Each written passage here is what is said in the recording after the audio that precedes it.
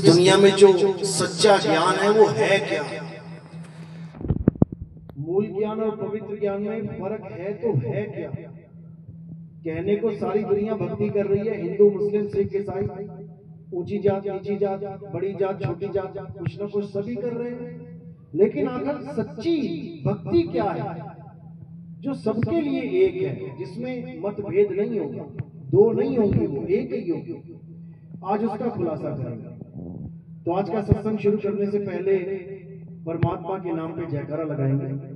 बोलिए परमपिता परमात्मा की जय हो। सतगुरुबंदी छोड़ कबीर साहेब की जय हो। सभी संतों की जय हो। सभी भक्तों की जय हो। आज के आनंद की जय हो। गांव नगर बस्ती की जय हो। सकल हंस को बंदगी साहेब बंदगी।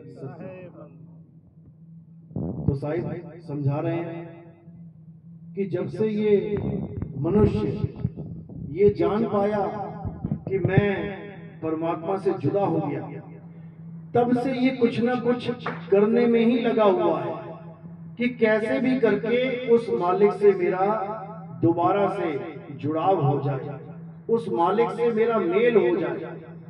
लेकिन सच्चा गुरु ना मिलने के कारण, सतगुरु ना मिलने के कारण ये जो कुछ भी करता है अपने मन के अनुसार ही करने लग जाता है। अपने मन से ही पूजा पाठ करने लग जाता है, अपने मन से ही तीर्थ व्रत करने लग जाता है, अपने मन से ही मंदिर मस्जिद गुरुद्वारों में जाने लग जाता है, कुछ ना कुछ अपने मन से ही काम करने लग जाता है। लेकिन जब मालिक की दया होती है, जब परमात्मा की कृपा होती है, तब इसको गुरु मिल जाता है। और गुरु भी वो नहीं जो इसके मन के मुताबिक ज्ञान दे कि हिंदू है तो मुझे ऐसा गुरु चाहिए जो राम राम दे जपने के लिए, मुसलमान है तो बोले मुझे ऐसा गुरु चाहिए जो अल्लाह अल्लाह जपवा दे, सिख है तो कहे मुझे ऐसा गुरु चाहिए जो वाहिगुरु वाहिगुरु करवा दे। यानी अपने मन मुताबिक ही गुरु ढूंढते हैं लोग। कई तो ऐसा गुरु ढूंढते हैं जो मीठ खाने में दारू पीने में मनाही ना करे, गुरु भी बना लिया और मन के काम भी करते रहे, ऐसे भी लोग हैं। लेकिन उससे काम होने वाला नहीं है, उससे काम बिगड़ने वाला है। तो कबीर साहब कह रहे हैं कि जिसके जीवन में सतगुरु आ जाता है उसका भाग्य पलट जाता है। कहां वो मनुष्य चोला बर्बाद करने के बाद 84 की तरफ जा रहा था, कहां उसको सीधे यू टर्न मिल जाता है और सीधे मुक्ति को प्राप्त कर लेता है। दोबारा ये इंसानी जन्म भी नहीं मिलता। लोग तरस रहे हैं कि हमें इंसान जन्म दोबारा मिल जाए, दोबारा मिल जाए। जो सच्ची भक्ति में आ जाता है वो इंसान जन्म भी नहीं मांगता दोबारा, क्योंकि इंसान जन्म भी 9 महीने उल्टा लटकना पड़ेगा प्राप्त करने के लिए मां के गर्भ में। उसके बाद फिर वही शरीर लेके आओगे, फिर वही किडनी फेल हो गई, फेफड़े खराब हो गए, अस्थमा हो गया, दमा हो गया, कैंसर हो गया, फिर वही रोना धोना लगा रहेगा काया के साथ। तो इस बार क्या करना है, इस बार काया का खेल ही खत्म कर देना है। यानी अब दोबारा कभी जन्म मरण में आना ही नहीं है। लेकिन केवल कहने से ये नहीं हो सकता कि कोई कहे जी मैं दोबारा वापस नहीं आना चाहता तो नहीं आएगा, ऐसा नहीं हो सकता, आना ही पड़ेगा। कारण क्या है? कारण है बीज। तुम खेतों में बीज डाल दो तो नहीं, फसल नहीं उगेगी। अरे डाल दिया बीज, अब उगेगी। तो इसी प्रकार जो अगला जन्म है वो फसल है, वो वृक्ष है। और बीज क्या है? अंत समय में जो तुम विचार करते हो काया का, जब अंत समय आता है तो क्या करते हो? डॉक्टर को क्या बोलते हो? डॉक्टर साहब मैं जीना चाहता हूं, मैं मरना नहीं चाहता। कहने का मतलब क्या है? इनडायरेक्टली क्या बोल रहे हो तुम कि डॉक्टर साहब मैं इस शरीर से जुदा नहीं होना चाहता, मुझे ये शरीर चाहिए, कैसे भी करके शरीर को बचा लो। ये बीज पड़ गया तुम्हारा। जैसे मृत्यु का समय आया तुमने उसी वक्त बीज डाल दिया। अब जब बीज डाल दिया तो पेड़ उगेगा, ऐसा हो नहीं सकता कि ना उगे। तो जब तुम ये कह रहे होते हो कि मैं मरना नहीं चाहता, असल में वो अविनाशी जीव जो कभी मरेगा ही नहीं, कहते हैं ना ईश्वर अंश जीव अविनाशी, जो अविनाशी जीव है वो कहना चाह रहा है कि मैं मरना नहीं चाहता। अरे तू चाहकर भी नहीं मर पाएगा, तू है ही अविनाशी। तो फिर वो किसकी आस में बैठा है? मैं मरना नहीं चाहता किसके लिए बोल रहा है ये लाइन? ये काया के लिए बोल रहा है कि मेरी काया ना खत्म हो, प्रभु बचा लो। लेकिन ऐसा होने वाला नहीं है। अरे यहाँ राम जी की काया नहीं बची, कृष्ण जी की काया नहीं बची, यहाँ सब काया लेके आए और काया छोड़ के चले गए। तू कहां बचेगा? तेरी काया भी मिट्टी में मिलेगी। लेकिन तेरे पास एक ऑप्शन है। क्या ऑप्शन है? कि इससे पहले कि काया खत्म हो, तू बिना काया के रहना सीख ले। बस यही ऑप्शन है। इससे पहले कि देह खत्म हो, तू विदेह हो जा, तू शरीर के बिना रहना सीख ले। तुझे समझ में आ जाए कि ये शरीर खत्म होगा तो मैं कहां रहूंगा। अगर ये बात तुम्हारे समझ में आ गई तो समझ लो कि काम बन जाएगा। उसके बाद तुम मरोगे नहीं। क्या करोगे? काया छोड़ेंगे। काया छोड़ना और मरना, इसमें जमीन आसमान का अंतर है। काया छोड़ने का मतलब है कि मैंने काया पकड़ी हुई थी, छोड़ दी, मैं थोड़ी नहीं मरा। कौन मरा? काया मरी। मैंने गिलास पकड़ा हुआ है, छोड़ दिया, गिलास कहां गया? गिर गया। मैं थोड़ी नहीं गिर गया, मैं वहीं का वहीं हूं। मैंने इस पत्ते को छोड़ दिया, गिर गया, मैं वहीं का वहीं हूं। इसी प्रकार जब आत्मा शरीर को छोड़ना सीख जाती है तब शरीर तो गिर जाता है, लेकिन आत्मा वहीं की वहीं रहती है, अचल स्थिर। गीता पढ़ो, क्या लिखा है उसमें? हे अर्जुन, ये आत्मा अचल है, अडोल है, ये सदा स्थिर रहने वाली है, ये चलती नहीं है। कि सोचो कि आज जम्मू में कल पंजाब पहुंच जाएगी, नहीं पहुंचेगी, ये अचल है। कौन पहुंच रहा है? काया पहुंच रही है, शरीर पहुंच रहा है। जैसे घड़ी की सुइयां चलती हैं, देखा ना दिन में कितनी बार चल रही हैं? 1 से लेके 12 तक चली रही हैं, सुइयां चल रही हैं। लेकिन सुइयां जिसमें जुड़ी हुई हैं, कील, एक कील भी है घड़ी में, जिस कील में तीनों सुई जुड़ी हुई हैं, तो सुई तो चल रही है, कील भी चल रही है क्या? कील नहीं चल रही है, वो अचल है। उस कील को पकड़ना है। इसीलिए साहिब कह रहे हैं कि सब उसकी भक्ति में लग गए जो चल रहे हैं।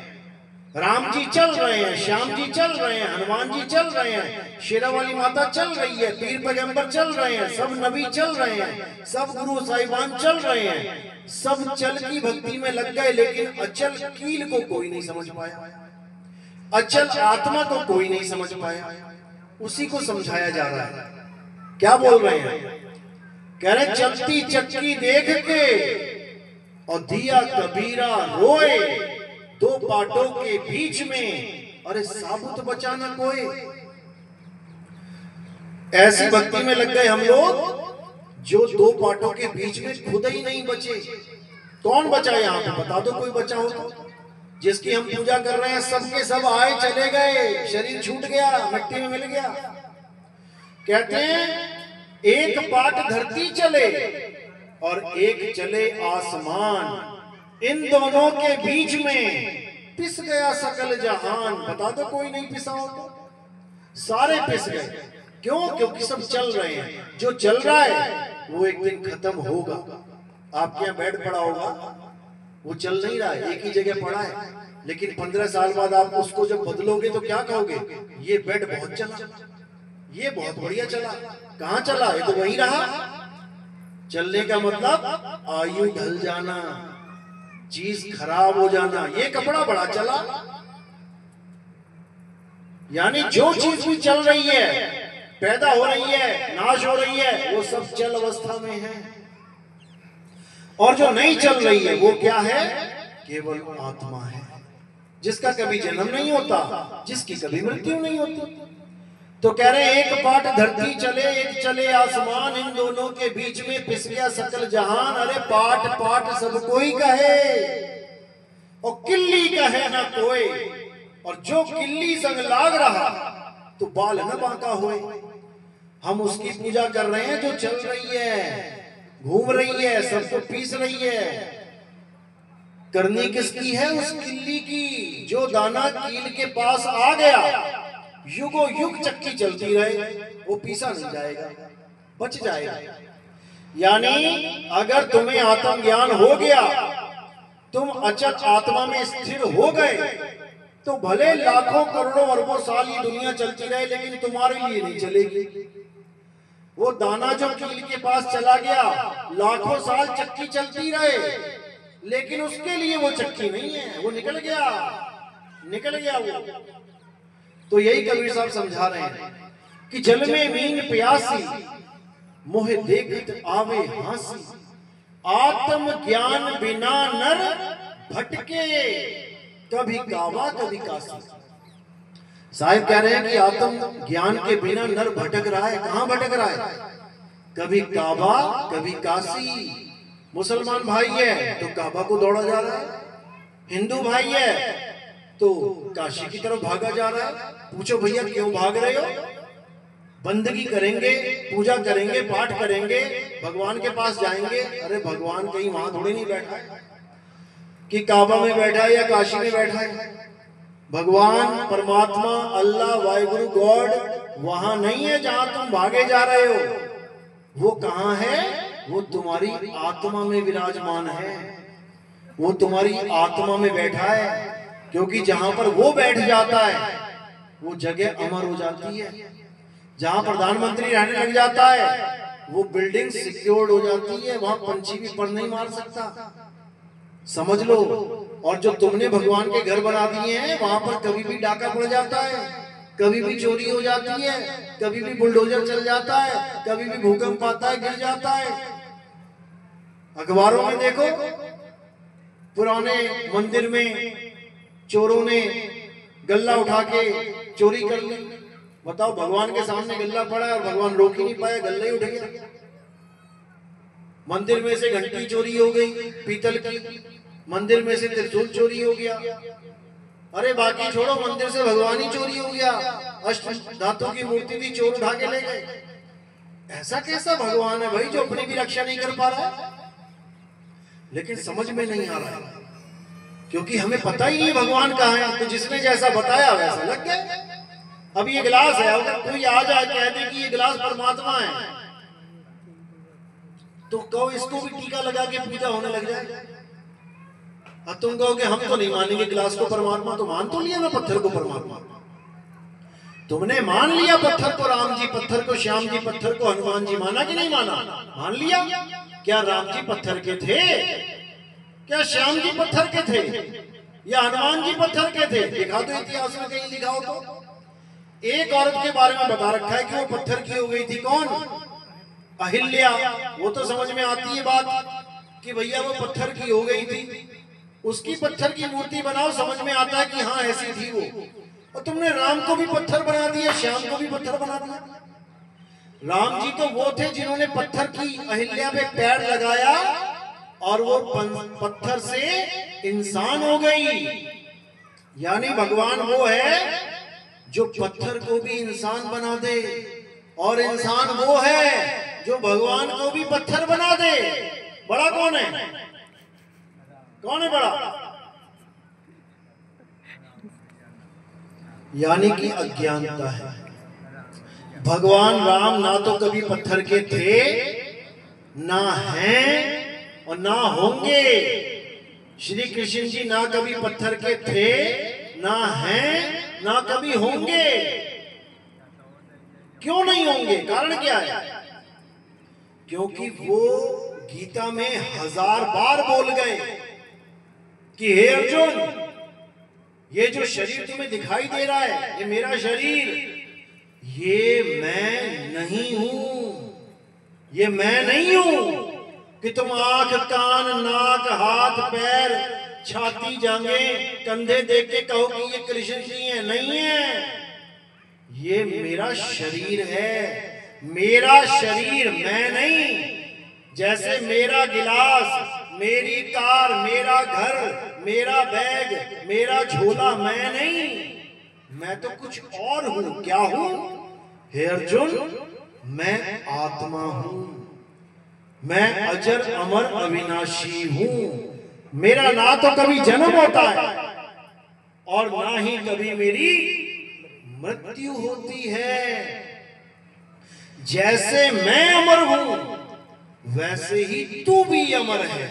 तू भी शरीर नहीं है कि तू अपने आप को शरीर मान रहा है। ना तू शरीर है ना मैं शरीर हूं। क्यों? शरीर तो मिट्टी की ढेरी है, मिट्टी की ढेरी है शरीर, तुम नहीं हो। तुम कौन हो? आत्मा हो, जो इस मिट्टी को चला रही है। देखो कैसे मिट्टी का हाथ उठ रहा है, देखो किसकी वजह से? आत्मा की वजह से। देखो पंखा चल रहा है किसकी वजह से? करंट की वजह से। तो ये आत्मा इतनी जबरदस्त चीज है कि इसने मिट्टी के शरीर को जिंदा कर रखा है, और जैसे ही आत्मा शरीर को छोड़ देती है, ये मिट्टी की ढेरी वहीं गिर जाती है जमीन पर। फिर जितना मर्जी बोल ले, पापा उठो, मम्मी उठो, भाई उठो, वो ना उठने वाला, क्योंकि जो इसको चला रहा था उसने इसको छोड़ दिया। पंखा चल रहा है, जैसे ही करंट गया, बत्ती चली गई, बिजली गई, अब तुम 1000 बार कह दो पंखे को घूम ले भाई, घूम जा भाई, वो ना घूमता, क्योंकि जो उसको घुमाने वाला था वो चला गया। इसी प्रकार जो हमारी आत्मा है ये हमारा असली स्वरूप है, और ये जो हमारी काया है ये नकली स्वरूप है। आदमी औरत नकली स्वरूप है, बच्चा बूढ़ा जवान नकली स्वरूप है। समझ लो इस बात को। नकली स्वरूप मरेगा क्योंकि मरा ही हुआ है। ये काया जिंदा नहीं है, ये काया मरी हुई है, लेकिन आत्मा की वजह से जिंदा लग रही है। जैसे एक कार जिंदा है कि मरी हुई है? कार जिंदा है कि मरी हुई है? कार में आत्मा होती है क्या? नहीं होती, मरी हुई है, लेकिन तुमसे तेज भागती है। तुम भागोगे 20 की स्पीड में, वो भागेगी 120 की स्पीड में। तुम जिंदा होके नहीं भाग पा रहे हो, मुर्दा होके भाग रही है। अपने आप भाग रही है क्या? कोई भगा रहा है, कोई उसको भगा रहा है। जो उसको भगा रहा है, जब उसका स्विच ऑफ करके बाहर आ जाए, चाबी निकाल के बाहर आ जाए, तो वो मुर्दा है।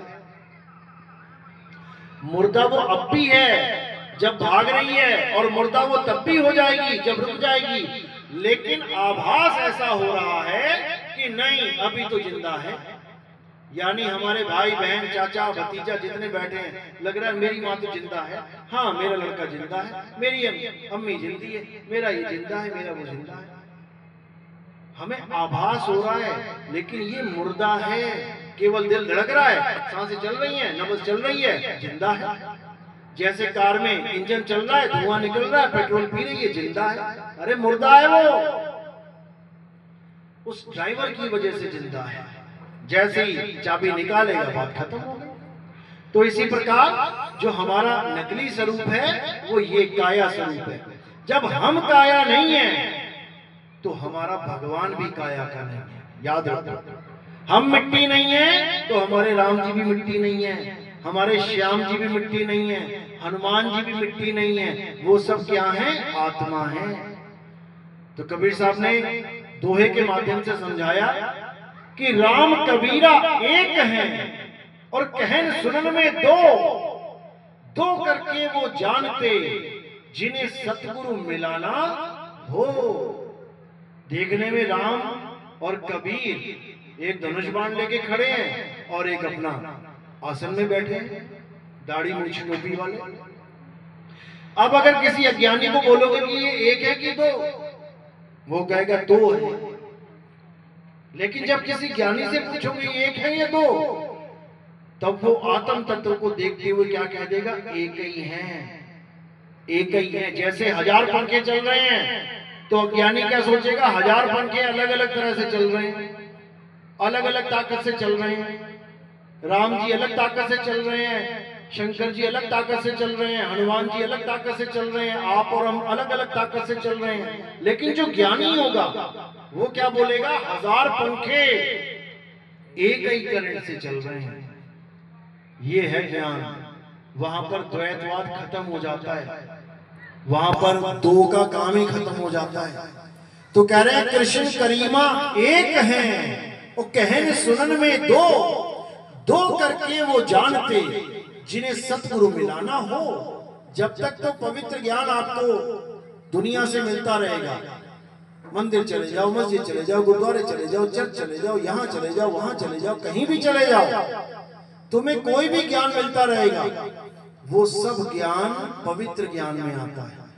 पवित्र ज्ञान का मतलब क्या है कि तुम नशों से दूर हो जाओगे, गांजा भांग अफीम से दूर हो जाओगे, तुम चोरी से, तुम डाका डालने से, तुम नशों से, तुम मीट मांस खाने से दूर हो जाओगे और भगवान के प्यारे कहलाओगे। तुम मंदिर जाओगे, रोज जा रहे हो, रोज, भले मंदिर जाने से मुक्ति नहीं मिलती लेकिन तुम रोज जा रहे हो, बारिश हो, धूप हो, कुछ भी हो, तूफान चले, तुम जा रहे हो, अब तुम्हारे ऊपर टैग लग जाएगा कि ये बंदा बड़ा भगत है, ये बोलेगा बहुत तगड़ा भगत है, कुछ भी हो जाए कांवड़ लेने जाता है ये, तो चाहे बारिश कितनी हो जाए जा रहा है। तो एक टैग लग गया तुम्हारे ऊपर कि ये भगत है, यानी ये एक पवित्र आत्मा है। 5 टाइम नमाज पढ़ने वाला कोई मुसलमान है तो बाकी लोग जो नहीं पढ़ते हैं 5 टाइम, वो क्या कहेंगे, ये बंदा भाई 5 टाइम वाला नमाजी है, ये तो ये बड़ा भगत है, ये बड़ा पवित्र आत्मा है। ऐसे ही गुरुद्वारे में, चर्च में, यानी तुम्हें टैग मिल जाएगा, तुम्हें एक निशानी मिल जाएगी कि ये एक पवित्र आत्मा है। क्यों? क्योंकि वो ज्ञान आपको पवित्र तो बना सकता है लेकिन वो ज्ञान आपकी मुक्ति नहीं करा सकता। कोई कहे कि मुक्ति हो जाएगी, वो नहीं होगी, क्योंकि मुक्ति का भेद कुछ अलग चीज है। मुक्ति का भेद का मतलब है कि तुम्हें ऐसा ज्ञान प्राप्त हो जाए जिसके प्राप्त होने के बाद तुम्हें शरीर की जरूरत ना पड़े, बिना शरीरों के रहना सीख जाओ। जब तक काया है तब तक तो है, लेकिन जैसे छूटेगी उसके बाद तुम काया नहीं धारण करोगे। अगर ये ज्ञान हो जाए तुम्हें तो समझ लो कि अब मुक्ति मिलेगी। और अगर तुम केवल राम जी की कहानियां, श्याम जी की कहानियां, माता की कहानियां सुन के सोच रहे हो कि हमारी मुक्ति हो जाएगी, फिर ना होती। याद रखो, माता के पास भी शेर है, 84 माता के पास भी है, शंकर जी के पास बैल है, 84 उनके पास भी है, कृष्ण जी के पास गाय है, 84 उनके पास भी है, गणेश जी के पास चूहा है, 84 उसके पास भी है, लक्ष्मी के पास उल्लू है, 84 उसके पास भी है। 84 कटेगी नहीं, उल्लू बनना पड़ जाएगा, चूहा बन जाओगे, नंदी बन जाओगे, गाय बन जाओगे, भोले शंकर का सांप बन जाओगे, लट पड़ेंगे सर से। मंदिर में भले पूजा जाता हो सांप, कभी निकल जाए ना गली में, फिर तुम्हें पता आएगा भोले का है कि किसका है, फिर तो लट्ठी पड़ेंगे, भोला भोला भूल जाओगे सर, समझ लेना। तो इसीलिए क्या करना है, अब सारी 84 को किनारे कर देना है, हर प्रकार के शरीर को खत्म करना है और अपने आत्म स्वरूप में आ जाना है। वही मुक्ति है, उसी को मुक्ति कहते हैं। तो साहिब समझा रहे हैं, जब लगना चीनोगे आत्म तब लगना मिली है परमात्म। आत्म चीने परमात्म चीने, संत कहावे सोए, और यह भेद काया से न्यारा, बूझे बिरला कोई। ये काया का खेल ही नहीं है वहां पे, वहां काया वाला खेल नहीं है, वहां आत्मा परमात्मा का खेल है। और परमात्मा का वास कहां है? तुम्हारी आत्मा में ही परमात्मा का वास है, याद रखो इस बात को। घी का वास कहां है? दूध में ही घी का वास है। तुमने भैंस पाल रखी है, 20 लीटर दूध देती है वो दिन में। अब तुम दही लेने, मक्खन लेने, घी लेने मार्केट जाओगे क्या? बाल्टी भर के पड़ी है दूध तुम्हारे अंदर, तुम्हारे घर में।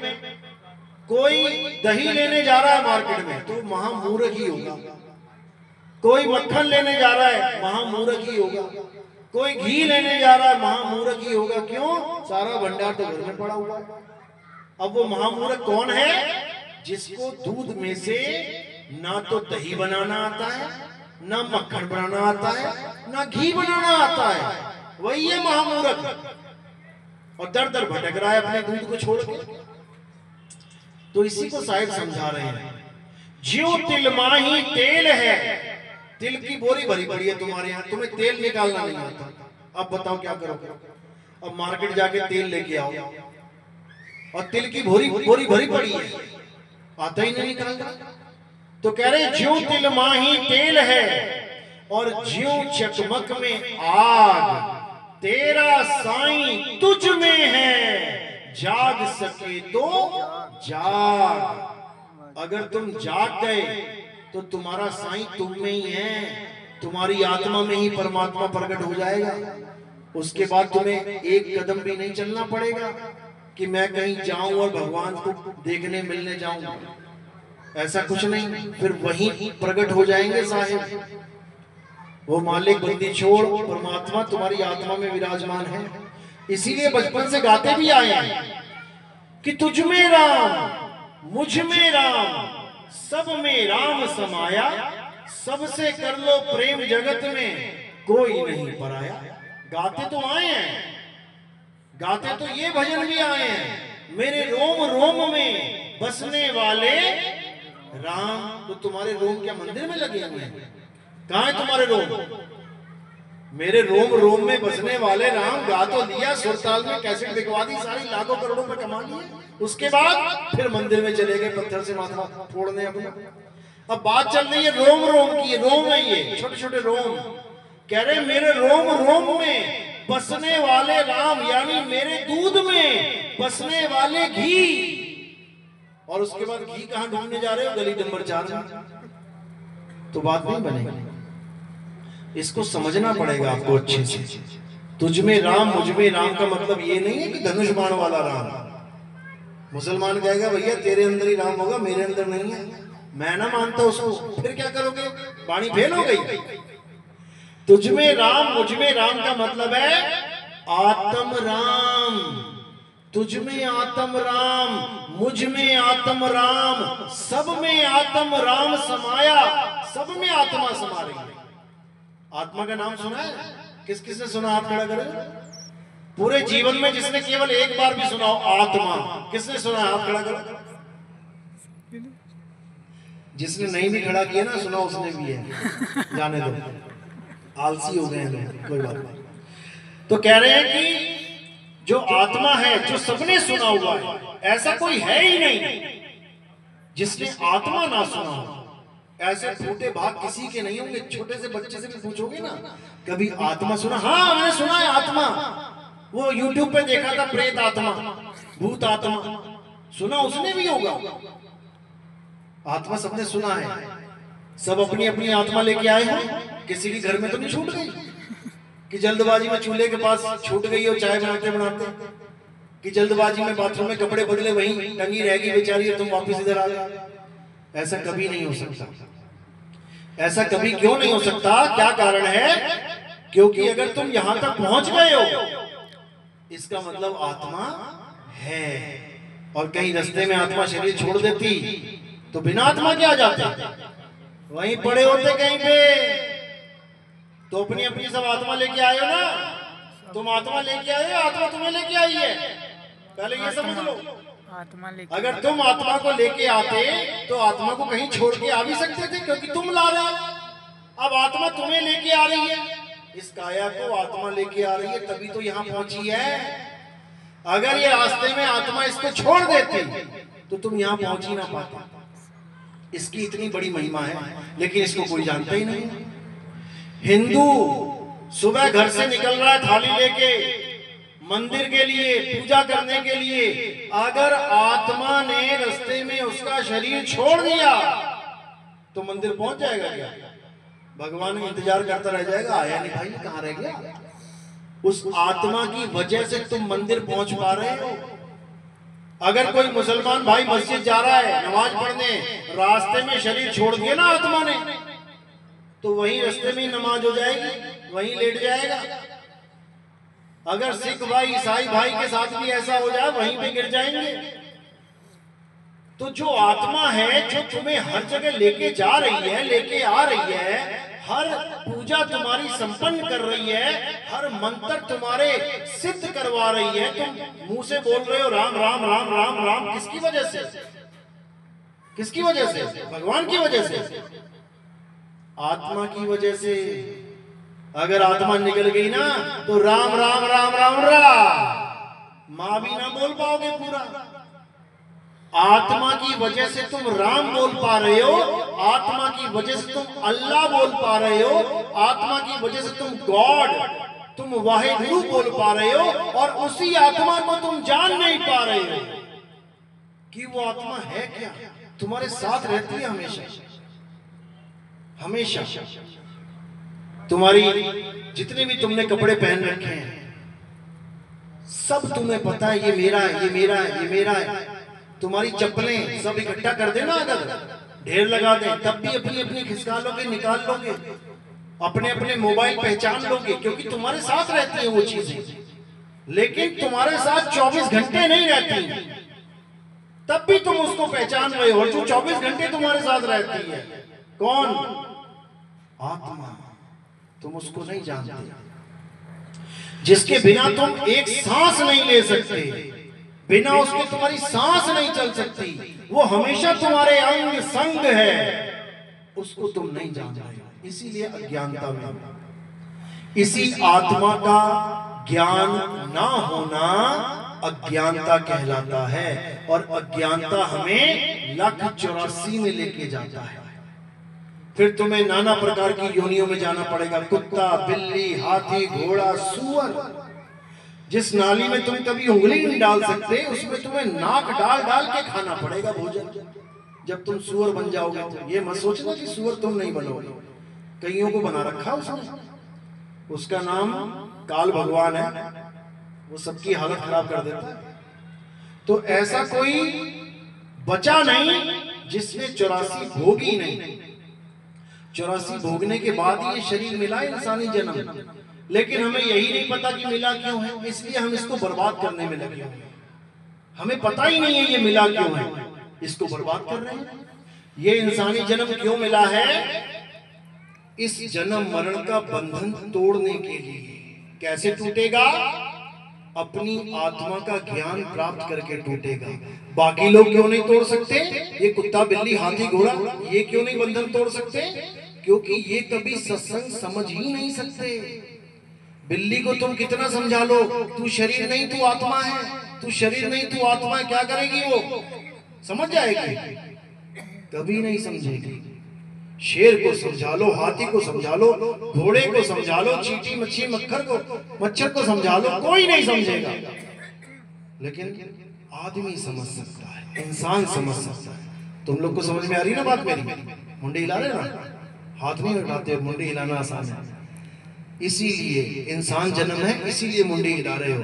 अगर यहाँ तोते बैठे होते ना तो राम राम तो रट लेते, लेकिन राम को समझ नहीं पाते। तोता भी राम राम रट लेता, तुमसे अच्छा रट लेता है। कहो नाम जपने से मुक्ति हो जाएगी, तुमसे पहले तोते की हो जाएगी। वो 24 घंटे रट सकता है, राम राम राम राम राम राम राम। तुम भूल जाओगे राम को, वो 24 घंटे राम राम राम राम करेगा। तो राम राम करने से अगर मुक्ति मिल जाएगी तो इंसान से पहले तोता मुक्त हो जाएगा। लेकिन राम राम करने से मुक्ति नहीं होती, नहीं होती। किससे होती है? राम को समझने से, राम को जानने से, राम हो जाने से मुक्ति होती है। राम हो जाना है, राम मतलब आत्म राम, जिसकी वजह से भगवान राम का भी शरीर चल रहा है। किसकी वजह से? भगवान राम का शरीर बिना आत्मा के चल रहा है क्या? कृष्ण जी का शरीर बिना आत्मा के चल रहा है क्या? हनुमान जी का शरीर बिना आत्मा के चल रहा है? अरे तुम्हारा हमारा नहीं चल रहा तो उनका कैसे चल रहा है? यानी जितने भी लोग हैं, जो भी जीवित प्राणी है, सबके प्राणों का आधार आत्म राम है। इसलिए गुरु ग्रंथ साहब में वाणी दर्ज है कि आत्म राम पूजिए, गुरु के सहज सुभाए। आत्मे नो आत्मे दी प्रतीत ते कर ही परचा पाए। यानी घर में ही पर्चा, यानी परिचय हो जाएगा तुम्हें, घर में ही राम मिल जाएगा। वो परमात्मा कहीं दूर नहीं है कि तुम सजा के थाली निकल रहे हो जी, आज हमारे भगवान जी का व्रत करना है, ये करना। अरे घर में ही है वो बैठा हुआ है, लेकिन तुम्हें पता नहीं है, इसलिए भटक रहे हो। जैसे हिरन भटक रहा है, कस्तूरी कहाँ है? नाभि में। और हिरण कहाँ भटक रहा है? जंगल में। कस्तूरी कुंडल बसे और मृग ढूंढे वन माही, ऐसे रमता राम है ये दुनिया जाने नहीं। वो रमता राम हम सब में रम रहा है, लेकिन हमें उसका पता ही नहीं है, इसलिए हम इसकी खोज नहीं कर रहे हैं। अब पत्थर में भगवान मानना आसान है, लेकिन इंसान में भगवान मानना मुश्किल है। इंसान में भगवान मानना क्यों मुश्किल है? क्योंकि भगवान तुम्हें दिख नहीं रहा, यानी आत्मा तुम्हें दिख नहीं रही, तुम्हें शक्लें दिख रही। ले इसको भगवान मानो, ये दुनिया भर का मीट खा जाता है, ये तो इसको भगवान मानो। ये तो सुबह शाम गालियां देता है, इसमें कहां से परमात्मा आ गया? समझो, सब में परमात्मा का वास है, लेकिन सब में मन का भी वास है। जो मन है यही उल्टे पुल्टे काम करवा रहा है। किसी को अच्छा बना दिया मन ने, किसी को बुरा बना दिया। अब सबको अच्छाइयां और बुराइयां दिख रही हैं, लेकिन दोनों काया जिसकी वजह से चल रही है वो करंट नहीं दिखाई दे रहा। इसलिए मतभेद हो जाता है कि हम नहीं मानते, कि मुसलमान कहते हैं हम नहीं मानते कि आदमी में अल्लाह है। अगर आदमी में अल्लाह ना होता ना, तो आदम अलैहिस्सलाम को मत्था न टिकवाया जाता। इस दुनिया में पहला इंसान आदम अलैहिस्सलाम थे। अल्लाह का हुक्म था कि मेरे सिवा किसी के आगे सजदा नहीं करना है, लेकिन उसी अल्लाह ने उसी आदम का सजदा करवाया सबको, सब जिन्नों को, सब फरिश्तों को, यानी हमारी भाषा में सब देवी देवताओं को, सब पितरों को, सबसे सजदा करवाया। माथा टेको इसको, क्योंकि आदम में ही अल्लाह का वास है। आदम यानी ये बैठा है आदम, आदमी में ही अल्लाह का वास है। उसका नाम खुदा इसीलिए रखा है, खुदा मतलब खुद में आ, भटक मत, खुद में आ तब पाएगा खुदा। लेकिन लोग समझ नहीं पा रहे, भटक रहे हैं। भटकते भटकते जीवन बीत गया, बूढ़े हो गए, मरने वाली हालत हो गई, लेकिन ना राम का पता ना श्याम का पता। केवल 52 अक्षरों में राम राम राम राम, राधे राधे राधे राधे, अल्लाह अल्लाह, वाहिगुरु वाहिगुरु वाहिगुरु अक्षर पकड़ के बैठे, अक्षर पकड़ के बैठे। और जब अंत समय आएगा तो ये अक्षर भी ना निकलेंगे मुंह से, फिर क्या निकलेगा? आखिरी शब्द यही निकलता है। जब बच्चा पैदा होता है और जब मरता है लास्ट मोमेंट, ये आई निकलता है। जब बच्चा पैदा हुआ तो क्या करता है? आई बोल रहा है, और अंत समय में सारा खेल ही आता है।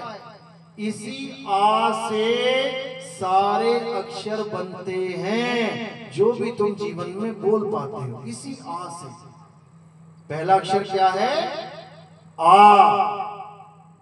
इसी आ से सारे अक्षर बनते हैं। केवल होठ कंठ जीभ लगानी पड़ती है, यानी एक ही फूंक से, जो बांसुरी में फूंक मार रहे हो ना, उसी एक ही फूंक से 7 सुर बन जाते हैं। बस तुम्हें बटन दबाने पड़ेंगे, समझ रहे हो? इसी एक अक्षर आ से सारे 52 अक्षर बन जाते हैं। आ ई उ ए का खा गा चा छा जा टा ठा डा पा, सारे अक्षर बन गए इसी एक आ से। और जब ये अक्षर बन गए तो सारे भगवानों के नाम भी आ गए। या रा ला वा शा, जब ये लाइन बन गई तो रा उठा लिया राम का। पा फा बा भा मा, माँ बन गया तो इधर से माँ उठा लिया, बन गया रा माँ। ये अक्षर ना बनते अगर, किसने बनाए ये अक्षर? किसने बनाए? आदि मानव ने। ये अक्षर तुम्हें भगवान दे के नहीं भेजता कि हिंदुस्तान में जो बच्चे पैदा होते हैं उसको भगवान हिंदी पढ़ा के भेजता है, जो अंग्रेजों के बच्चे होते हैं उनको अंग्रेजी पढ़ा के भेजता है, कोई किसी को ना पढ़ाता कुछ भी। एक ही अक्षर आता है, चाहे अंग्रेज का बच्चा हो चाहे किसी का बच्चा हो, बस। उसके बाद सारी पढ़ाई आदि मानव वाली सिखाई जाती है। आदि मानव ने ही आग की खोज करी थी, आदि मानव ने ही अक्षरों की खोज करी है, आदि मानव ने ही चित्र बनाने शुरू किए थे। आज भी गुफाओं में चित्र मिलते हैं बने हुए, उस जमाने के बंदों ने बना रखे हैं। जो उन्होंने चित्र बनाए, जो उन्होंने नाम रखे, आज तक हम वो नाम रटते आ रहे हैं। ये सारे नाम उन्हीं की देन है, उन्हीं की देन है। उन्होंने पानी का नाम जल रख दिया ना, तुम जल से जला नहीं बना पाए आज तक, ना तुम जल ही बना पाए। उन्होंने जल बनाया तो तुम भी जल ही रटते आ रहे हो, और तुम्हारे आने वाली जितनी भी पीढ़ियां होंगी वो भी यही रटेंगे स्कूल जाके। का से कबूतर, खा से खरगोश। का से कबूतर नहीं बनेगा, का से कबूतर नहीं बनेगा, कबूतर ही बनेगा। क्यों? आदि मानव ने बनाया है, तुमने नहीं बनाया, तुम नहीं बना सकते, तुम बस वही पढ़ोगे। तो आदि मानव ने, भारत के आदि मानवों ने कितने अक्षर बना दिए? उस आ से 52 अक्षर। जब तुम गिनोगे का खा गा चा छा जा सारे, तो टोटल 52 अक्षर है। और अंग्रेज आदि मानव जो थे, इंग्लैंड अमेरिका वाले, उन्होंने कितने अक्षर बना दिए? 26 अक्षर। उन्होंने बनाए 26, हमने बना दिए 52। तो इंटेलिजेंट कौन है? कौन महान है? कौन ज्यादा बुद्धिमान है? हमने दुगने बना दिए, 26 दूनी 52। हमने 52 बना दिए, वो बेचारे 26 से 27 ने बना पाया आज तक। और वही अक्षर को पकड़ पकड़ के आज सारा समाज पढ़ रहा है, लिख रहा है, भगवानों के नाम रख रहा है। अल्लाह, वाहिगुरु, गॉड, राम, ये सारे नाम कहां से आए हैं? उन्हीं अक्षरों में से आए हैं। अगर आदि मानव भी भेड़ बकरियों की तरह, शेर हाथी चीतों की तरह बिना अक्षर बनाए रहता, तो किसका नाम होता? कौन से भगवान का नाम होता? अरे तुम्हारा नाम ना होता कुछ भी। तुम्हारा नाम भी इसलिए रखा जा रहा है क्योंकि 52 अक्षर बने हुए हैं। इंसान ने 52 अक्षर बना दिए, इसलिए आगे नाम रखे जा रहे हैं। अगर भैंसों की तरह नाम ना रखता तो क्या होता? बच्चे ना होते? क्या होते? जैसे भैंसों के हैं, कार लेके जाओ, 5000 भैंसें सड़क पे खड़ी हैं, बताओ किसका क्या नाम है? पागल हो जाओगे नाम याद कर करके। लेकिन इंसानों के नाम याद कर लिए, क्यों? 52 अक्षर हैं।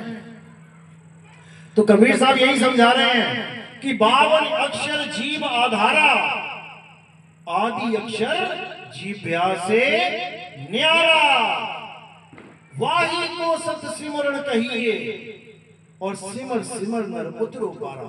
ये 52 अक्षर जपने से कोई मुक्ति मिलने वाली नहीं है, सिमरन नहीं है ये कि तुम हिंदू हो तो राम राम राम राम राम राम राम, ओम नमः शिवाय ओम नमः शिवाय, और तुम मुसलमान हो तो अल्लाह अल्लाह अल्लाह, तुम सिख हो तो वाहिगुरु वाहिगुरु वाहिगुरु, गॉड वाले हो तो हालेलुया हालेलुया करते रहो। उससे क्या होगा? जीव भी तो हिला रहे हो भाई।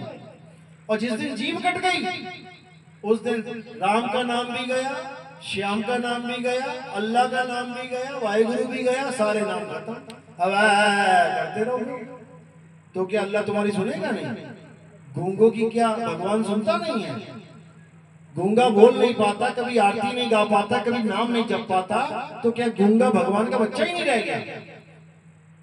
यही अज्ञानता है, यही अज्ञानता। अरे वो चींटी भी मालिक से अरदास करती है, उसकी मदद होती है। कुत्ता भी, बिल्ली भी, कोई भी कहीं भी दुविधा में फंसता है, देखो कैसे अरदास करता है। कुत्ते को कुएं में फेंक दो तुम्हें पता लग जाएगा अरदास कैसे होती है। सच्चे दिल से अरदास, रोएगा वो, जो रोना है वही सच्चे दिल की अरदास है, वो मालिक सुनता है। तुम्हारी राम राम श्याम श्याम नहीं सुनता वो। इसीलिए नानक साहब कह रहे हैं, राम राम करता ये जग फिरे, राम न पाया जाए। इसी प्रकार वाहिगुरु वाहिगुरु करता ये जग फिरे, अब वाहिगुरु पाया ना जाए, क्योंकि वाहिगुरु पाने का रास्ता कुछ और है, नाम जाप नहीं है। कबीर साहब कहते हैं, मोह को कहां ढूंढे रे बंदे, मैं तो तेरे पास में, नाम है जप में।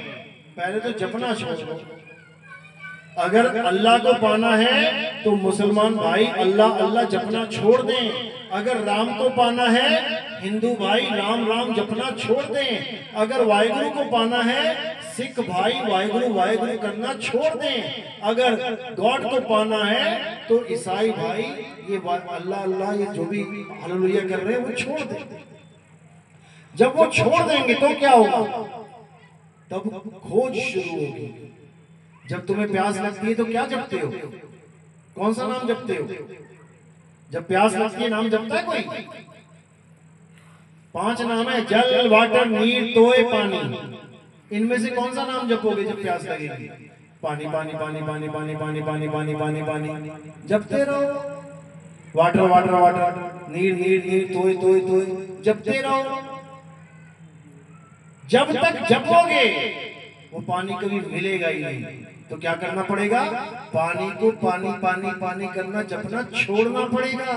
उसके बाद किसी से पूछना पड़ेगा। भरी गर्मी में जा रहे हो तुम, गला सूखा पड़ा है, अनजान शहर है, प्यास लगी है बहुत कस के, क्या करोगे? गली में पानी पानी जपोगे? बिल्कुल नहीं। कोई आदमी खड़ा मिलेगा, उससे पूछोगे भैया नल है कहीं पे?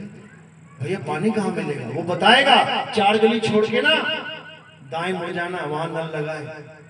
उसके बाद एक बार भी ना पानी पानी जपोगे तुम, पूछोगे भी नहीं दोबारा, भागे जाओगे बिना नाम लिए उसका, सीधे वहां पहुंच के हैंडपंप गेड़ा पानी पिया, तब जाके पानी की प्राप्ति होगी। इसी प्रकार अगर राम को पाना है तो राम राम करना छोड़ना पड़ेगा।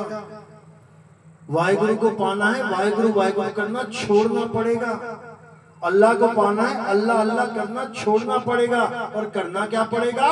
उस राम को खोजना पड़ेगा। वो है कहाँ? किसी से जानकारी प्राप्त करनी पड़ेगी कि पानी कहाँ मिलेगा। गुरु से पूछना पड़ेगा, महाराज जी ये राम कहाँ मिलेगा, बता दो मुझे। तो गुरु जी ये नहीं बताएंगे कि अयोध्या चले जाना, मंदिर में माथा टेकाना, वहां राम नहीं मिलेगा। राम कहाँ है? तेरे घट में बसे भगवान। तू पर्दा क्यों ना खोले, पर्दे के पीछे है राम। तेरे अंदर राम बसा हुआ है। और याद रखना, जब तक राम बसा है ये चाम तब तक ही जलेगी। और जिस दिन राम ने चाम को छोड़ दिया ये वहीं ढेरी हो जाएगी। तो कबीर साहब यही समझा रहे हैं, अरे चाम के महल में बोलता राम है और तू राम और चाम को चीन भाई। इस चमड़े को राम मत समझ लेना, ये हड्डी मांस बाल खाल इसको राम मत समझ लेना। ये मिट्टी है, मिट्टी में मिल जाएगी। असली राम वो है जो इस मिट्टी को चला रहा है, जो राम को भी चला रहा है, जो श्याम को भी, हनुमान को भी चला रहा है, जो तुम्हें चला रहा है, मुझे चला रहा है। उसको जानना है। वो है सबका करता धरता।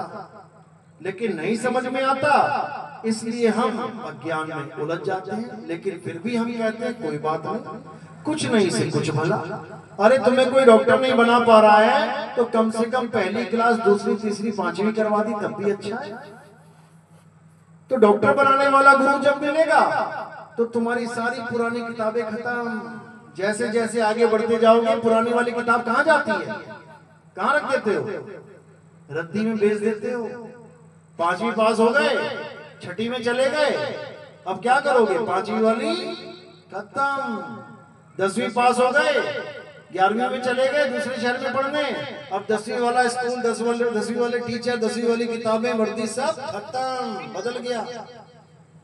तो इसी प्रकार जो आगे बढ़ता है वो पीछे वाले ज्ञान को छोड़ता जाता है। तो 2 प्रकार के ज्ञान है, एक पवित्र ज्ञान, एक मूल ज्ञान। पवित्र ज्ञान में दुनिया में आज तक जो तुम्हें प्राप्त हुआ है उसको पवित्र ज्ञान कहते हैं। और मूल ज्ञान जो आत्मा का ज्ञान है, जिसके कारण तुम्हें यह समझ में आ जाएगा कि मैं चल कैसे रहा हूं, मेरा हाथ उठ रहा है तो क्यों उठ रहा है, कैसे उठ रहा है, मुट्ठी बंद हो रही है तो कैसे हो रही है, कौन है जिसकी वजह से ये सब हो रहा है, तुम उसको जान लोगे। और वही राम है, उसी के कारण ये सारा संसार चल रहा है। अगर वो राम सबसे अपनी ताकत खींच ले तो ये सब मुर्दों का गांव हो जाएगा। ये जितने जिंदा जिंदा बैठे ना, कबीर साहब की वाणी है, साधो ये मुर्दों का गांव। ये मुर्दों का गांव है जो हम सोच रहे हैं ये जिंदों का गांव है। मुर्दों का गांव मिट्टी के भांडे, कहते मिट्टी के भांडे हैं, मिट्टी के शरीर हैं, मिट्टी के शरीरों ने गांव बसा रखा है। मिट्टी मुर्दा होती है, मुर्दों का गांव है। और जो जिंदा है आत्मा, उसका किसी को पता ही नहीं है। तो इसी को समझना और कुछ नहीं करना। तो समझ लो कि भगवान परमात्मा किसी मूर्ति में नहीं है। ये है असली मूर्त जिसमें भगवान है। ये है असली मूर्त जिसमें राम विराजमान है। पत्थर की मूर्त में राम विराजमान नहीं होते। अभी मक्खी बैठ जाए तुम्हारी नाक पे, कितने सेकंड बैठने दोगे? कितनी देर बैठने देते हो? 1 मिनट बैठने दोगे? चल बैठी रहे यार, आराम कर दो। 1 मिनट में जैसी मक्खी बैठी, फर से हाथ आया है, भगा दोगे? तुम्हारे 2 हाथ हैं, 1 नाक है, तब भी मक्खी नहीं बैठने दे रहे हो। और मूर्तियों के 8 हाथ हैं, फिर भी मक्खी नहीं उड़ा पाएंगे। 1 छोड़ 20 बैठ जाए मूर्ति के ऊपर। तुम लड्डू खा खिला के गए मूर्ति में, तुम तो चले गए घर। अब वहां लड्डू पे कौन बैठेगा आके? कौन बैठेगा? मक्खियां 8 हाथ हैं लेकिन मक्खी ना उड़ा पा रहे हैं। बताओ तुम उसको भगवान बना के बैठे हो। क्यों बना के बैठे? क्योंकि पंडित जी ने कह दिया कि इसमें प्राण प्रतिष्ठा हो गई है। अच्छा जी, प्राण प्रतिष्ठा हो गई है। वो क्या होती है जी? मूर्ति में प्राण डाल देते हैं पंडित जी। अपने लड़के के शरीर में प्राण नहीं डाल पाए। कभी लड़का मर जाए किसी पंडित जी का, तो उसमें मंत्र मार के प्राण डाल दो। जब तुम पत्थर में प्राण डाल सकते हो, वो तो फिर भी लीवर, किडनी, दिल, गुर्दा सब कुछ है उसके पास, उसमें डाल दो। फिर क्यों सीधे शमशान घाट ले जाते हो? समझने वाली बात है। जिसमें प्राण होते हैं उसके कुछ गुण होते हैं। जैसे तुम में प्राण है, तुम में प्राण है, तुम्हारे अंदर कुछ गुण है। तुम चल सकते हो, तुम बोल सकते हो, तुम खा सकते हो, पचा सकते हो, तुम अपने घर की रक्षा कर सकते हो। तुम घर में बैठे हो, सामने मोबाइल पड़ा है, चोर आएगा ले जाएगा क्या? नहीं ले जा पाएगा। तुम बैठे हो, लेकिन भगवान के मंदिर में गया, भगवान के सामने गल्ला उठाया और चलता बना, भगवान नहीं रोक पाया। क्यों? क्योंकि प्राण नहीं है। भगवान छोड़ो, इंसान छोड़ो, तुम कोई बहुत बढ़िया वाला खतरनाक सा कुत्ता पाल लो, एक पिटबुल पाल लो, बुलडॉग पाल लो, तुम भले घर में ना हो, क्या चोर तुम्हारा मोबाइल ले जाएगा घर में घुस के? ऐसी हालत कर देगा ना, दोबारा घुसेगा नहीं कभी जीवन में। क्यों? क्योंकि उसमें प्राण है। सांस चल रही है ना, ये सांस ही प्राण है। तुम में प्राण है। और जब अंत समय आता है तो प्राण पखेरु उड़ जाते हैं। कहते हैं प्राण पखेरु उड़ गए, इसके प्राण निकल गए। अरे प्राण थे तब निकले ना, और जिसमें प्राण है ही नहीं तो उसके प्राण क्या निकालोगे? तो मूर्तियों में जो प्राण डालते हैं उनके प्राण ये नहीं होते, उनके प्राण कभी भी निकल जाते हैं। कैसे? कोई भी मूर्ति है, धनुष बाण वाली लगा लो या कोई चक्र वाली, चक्कर थोड़ा सा टूट गया, धनुष बाण की नोक थोड़ी सी टूट गई। अब क्या करेंगे पंडित जी? उस मूर्ति को उठा के किसी नदी के किनारे रख देंगे। पूछो क्या हुआ? खंडित हो गई। अरे मूर्ति खंडित हुई है, प्राण थोड़ी नहीं खंडित हो जाएंगे। तुम्हारे घर में कोई बच्चा है, उसका हाथ कट जाए, क्या करोगे? उसको उठा के नदी के किनारे लगाओगे? अपने बच्चे का हाथ कट गया तो तुमने घर में रख लिया। अरे अपने भगवान का धनुष का नोक टूट गया, बाण का नोक टूट गया, तुमने भगवान को उठा के बेघर कर दिया। बताओ, ये है हमारा धर्म, ये बन चुका है हमारा धर्म। असल में हमें पता ही नहीं है कि हमारा धर्म है क्या। हमारा धर्म ये नहीं है देवी देवताओं की पूजा करना, भूल जाओ। ये तो तुम्हारे दिमाग में डाल दिया गया है कि देवी देवताओं की पूजा करना हमारा धर्म है। हमारा धर्म देवी देवताओं की पूजा करना नहीं है। क्या धर्म है हमारा? आत्मा को जानना हमारा धर्म है। गीता पढ़ो। हे अर्जुन, जो अपनी आत्मा में रमण करते हैं, जो अपनी आत्मा में तृप्त हैं, जो अपनी आत्मा में संतुष्ट हैं, उनके लिए कोई धार्मिक कर्म कर्तव्य लागू ही नहीं होता। उनको मंदिर में जाने की जरूरत ही नहीं है, उनको किसी पत्थर की पूजा करने की जरूरत ही नहीं है, उनको कोई नाम जपने की जरूरत ही नहीं है। अध्याय 3 17वां श्लोक घर में जाके देखना मोबाइल में, गीता अध्याय 3 17वां श्लोक। देखो क्या कह रहा है कि असली पूजा क्या है? अपनी आत्मा में रमण करना है। रमण यानी रम जाना है, आत्मा में रम जाओ। जैसे कहते हैं ये तो मीराबाई हो गई, तो रम गई प्रभु में। प्रभु में नहीं रम गई, वो अपनी आत्मा में रमी हुई है। पायो जी में नाम रतन धन पायो, वस्तु अमोलक दी मेरे सतगुरु, कृपा कर अपनायो। पायो में नाम रतन धन पायो, कह रही है मुझे नाम मिल गया, नाम रतन, मुझे नाम मिल गया गुरु से। नाम का मतलब ये नहीं राम राम राम राम मिल गया, नाम का मतलब है आत्मा का ज्ञान मिल गया। मुझे आत्मा का ज्ञान मिल गया। वस्तु अमोलक, अमोलक मतलब जिसका कोई मोल ही नहीं है, उसका कोई मोल लगा ही नहीं सकता। मूर्तियों का मोल लग जाता है 50 रुपए की, 100 रुपए की, 1000 रुपए की, 10,000 रुपए की, लाख रुपए की, 10 लाख रुपए की, 1 करोड़ रुपए की। सोने चांदी की है तो 100 करोड़ की हो जाएगी, फिर भी मोल लग गया। लेकिन इस आत्मा का कोई मोल नहीं है, आत्मा का कोई मोल नहीं है। तुम्हारा बच्चा शरीर छोड़ने वाला है, डॉक्टर को कहो डॉक्टर साहब आत्मा नहीं निकलनी चाहिए, मैं पूरी दुनिया बेच के पैसा दे दूंगा तुम्हें, बच जाएगा क्या? आत्मा खरीदी बेची नहीं जा सकती, उसका कोई मोल ही नहीं है।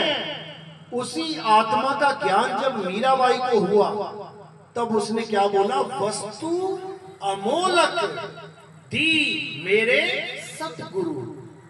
अब दी का मतलब ये नहीं कि उसने अपनी आत्मा निकाल के उसमें डाल दी। वस्तु अमोलक यानी वो अनमोल वस्तु जो मेरे पास ही थी, लेकिन मुझे उसका ज्ञान ही नहीं था।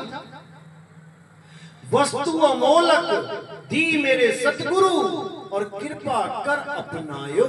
पायो मैं नाम रतन धन पायो। तो नाम रतन धन क्या है? आत्म ज्ञान, आत्मा का ज्ञान। और हमारा धर्म क्या है? आत्मा को जानना। असल में हमारा धर्म, उसका नाम क्या है? उसका नाम है सनातन धर्म। हम सनातनी हैं। कौन कौन सनातनी? हाथ खड़ा करो। सनातनी हैं? अब भी आलस आ रहा है। चलो ये सनातनी है। कौन कौन हिंदू है वो खड़ा करो। सनातनी क्यों कर रहे हो? हिंदू बोला मैंने। एक ही है क्या दोनों? एक नहीं है, समझ लो। हिंदू कौन होता है? हिंदू वो होते हैं जो हिंदू देवी देवताओं की पूजा करते हैं।